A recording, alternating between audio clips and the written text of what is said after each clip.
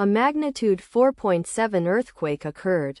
Southern East Pacific rise. 3,353 kilometers W of Valdivia, Chile or 872 kilometers S of Hangaroa, Chile, on Thursday, the 16th of May 2025, at 1 hour 17 minutes and 22 seconds local time. The quake had a depth of 10 kilometers and was not felt, or at least not reported so. Data source from EMSC. Did you feel it? Let us pray. May the earthquake that occurred not affect our brothers and sisters there. May the earthquake not happen again.